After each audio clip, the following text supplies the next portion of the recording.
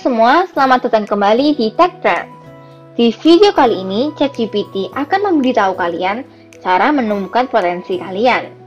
Meskipun video ini tidak ada kaitan langsung dengan ChatGPT, kecuali poin terakhir, namun mayoritas dari tips di sini adalah dari ChatGPT. Jadi, simak terus apa kata ChatGPT, cara menemukan potensi diri, karena setelah video kali ini, kalian tidak akan bingung lagi dengan potensi kalian sendiri. Video ini akan dibagi menjadi 4 bagian dan akan ada konklusi di akhir. Jadi, simak baik-baik ya teman-teman, tanpa basa-basi lagi, ayo kita langsung ke videonya. Bagian pertama, Understanding Your Unique Abilities, atau memahami kemampuan unik Anda. Pertama-tama, penting bagi kita untuk memahami diri kita sendiri agar bisa mengungkapkan potensi yang kita miliki. Anda perlu mengetahui apa yang menjadi kekuatan dan kelemahan Anda, serta hal-hal apa yang membuat Anda bersemangat dan tertarik. Mungkin saja hal-hal ini tidak sejalan dengan karir atau profesi yang sudah Anda jalani selama ini. Namun, mereka adalah petunjuk penting yang bisa membantu Anda menemukan jalan yang lebih baik. Untuk menemukan potensi ini atau hal yang Anda tertarik, Anda bisa mulai dengan mengambil tes kepribadian, mencatat kegiatan yang membuat Anda senang, dan berbicara dengan teman dan keluarga tentang apa yang mereka lihat sebagai kekuatan Anda. Anda juga bisa memeriksa hasil tes psikologis atau asesmen karir untuk membantu Anda mengidentifikasikan kemampuan dan minat kalian. Namun, penting juga bagi Anda untuk terbuka terhadap kemungkinan yang lebih luas. Terkadang, kita mungkin membatasi diri kita sendiri hanya dengan melihat pada pilihan karir tradisional. Padahal, banyak pilihan karir yang tidak terduga yang bisa jadi cocok dengan kemampuan dan minat Anda.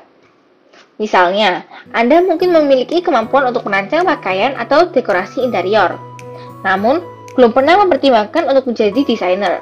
Dengan mempelajari berbagai profesi dan pekerjaan, Anda mungkin menemukan pilihan yang tidak pernah terpikirkan sebelumnya. Bagian kedua, Overcoming Limiting Beliefs, atau mengatasi keyakinan terbatas. Dalam bagian ini, kita akan membahas bagaimana keyakinan yang membatasi dapat menghambat individu untuk mencapai potensi penuh mereka. Keyakinan yang membatasi bisa berasal dari berbagai faktor seperti pengalaman masa lalu, lingkungan sosial, dan ketakutan yang muncul secara internal. Keyakinan seperti saya tidak cukup baik atau saya tidak layak dapat menjadi penghambat yang sangat besar bagi kemajuan seseorang. Untuk mengatasi keyakinan yang membatasi, langkah pertama yang perlu diambil adalah mengidentifikasi dan memahami keyakinan tersebut. Tanyakan pada diri sendiri, dari mana keyakinan ini berasal? Apakah ada bukti yang mendukung keyakinan ini? Apakah keyakinan ini benar-benar logis atau hanya sebuah persepsi yang salah? Setelah memahami keyakinan tersebut, langkah selanjutnya adalah mencari cara untuk mengatasi atau mengubahnya. Beberapa strategi yang dapat membantu individu mengatasi keyakinan yang membatasi antara lain adalah: yang pertama, gali bukti yang membantah keyakinan tersebut. Coba cari bukti yang membuktikan bahwa keyakinan ini salah. Anda mungkin bisa mengingat kembali pengalaman masa lalu yang sukses, atau mencari contoh orang lain yang memiliki karakteristik yang sama dengan Anda dan sukses dalam bidang yang sama. Kedua, gunakan teknik reframing untuk mengubah cara pandang Anda terhadap situasi atau diri sendiri. Misalnya, jika Anda mengalami kegagalan dalam suatu proyek dan merasa bahwa Anda tidak kompeten, coba ubah cara pandang Anda dengan berpikir bahwa kegagalan adalah bagian dari proses pembelajaran dan kesuksesan butuh usaha dan waktu. Ambillah langkah kecil untuk membuktikan bahwa keyakinan tersebut salah. Jangan terlalu keras pada diri sendiri dengan menetapkan target yang selalu tinggi atau merasa bahwa Anda harus langsung berhasil. Mulailah dengan langkah kecil seperti menetapkan target harian atau mencari informasi tentang topik yang Anda minati. Dan secara konsisten lakukan hal tersebut. Ada banyak contoh orang-orang yang telah berhasil mengatasi keyakinan yang membatasi dan mencapai kesuksesan besar. Sebagai contoh, Oprah Winfrey dulunya merasa bahwa ia tidak cukup baik untuk menjadi seorang pembawa acara talk show. Namun, ia berhasil mengatasi keyakinan tersebut dan menjadi salah satu tokoh televisi terkenal di dunia. Bagian ketiga, setting goals and taking action, atau menetapkan tujuan dan bertindak. Karena jika hanya membuat goal tanpa beraksi, itu sama aja percuma ya teman-teman. Dalam mengambil tindakan untuk mencapai tujuan, penting untuk memperhatikan bahwa setiap orang memiliki waktu, kemampuan, dan keterbatasan yang beda-beda. Oleh karena itu, strategi yang efektif untuk satu orang mungkin tidak cocok untuk orang lain. Namun, ada beberapa prinsip yang dapat diaplikasikan untuk membantu setiap orang mencapai potensi terbaik mereka. Pertama, penting untuk memiliki tujuan yang spesifik dan terukur. Setelah mengidentifikasi kekuatan dan kelemahan Anda, cari tahu apa yang ingin Anda capai dan tuliskan sebagai tujuan yang spesifik dan terukur. Misalnya, jika Anda mengetahui bahwa Anda pandai dalam pemrograman, Anda dapat menulis tujuan untuk membuat aplikasi mobile yang memiliki fitur khusus dalam waktu 1 bulan. Kedua, mulai dengan tujuan kecil dan terukur untuk membangun momentum. Tujuan kecil yang terukur lebih mudah dicapai dan memberikan rasa pencapaian yang dapat membangun momentum dan semangat dalam mencapai tujuan yang lebih besar. Ketiga, buat jadwal dan ikuti rutinitas.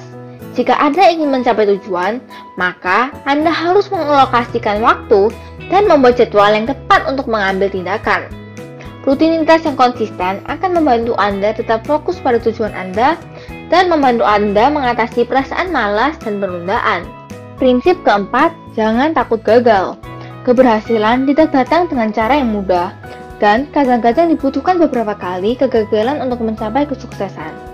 Setiap kegagalan merupakan kesempatan untuk belajar dan berkembang, dan jangan biarkan kegagalan menghentikan Anda untuk mencapai tujuan. Kelima, cari dukungan dan bantuan dari orang lain. Mendapatkan dukungan dari orang lain bisa membantu Anda dalam menghadapi tantangan dan memberikan perspektif baru pada situasi Anda. Banyak organisasi dan komunitas juga dapat membantu Anda mencapai tujuan Anda dan memberikan dukungan yang diperlukan. Bagian keempat dan paling terakhir sebelum konklusi, memanfaatkan teknologi untuk pertumbuhan pribadi. Terakhir, teknologi dapat digunakan untuk meningkatkan pertumbuhan dan perkembangan pribadi kita. Contohnya adalah dengan menggunakan model bahasa AI seperti ChatGPT untuk memperluas keterampilan baru dan memperluas pengetahuan kita. Seperti yang sudah saya bahas di video lainnya dalam scheduling, mencari resource, dan lain-lain, semua menggunakan ChatGPT saja. Jadi jangan lupa ditonton juga ya teman-teman. Sekarang setelah kita memahami bagaimana mengungkapkan potensi kita, saatnya untuk mengambil tindakan. Ingatlah untuk memiliki kesadaran diri dalam menemukan kemampuan unik Anda, mengatasi keyakinan yang membatasi, menetapkan tujuan yang realistis dan konsisten dalam mencapainya, serta memanfaatkan teknologi untuk pertumbuhan pribadi.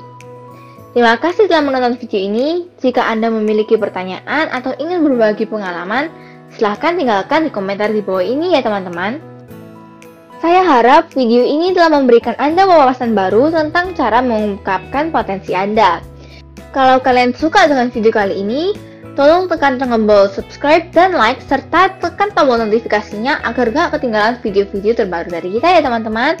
Terima kasih dan sampai jumpa lagi di video berikutnya minggu depan. Bye-bye!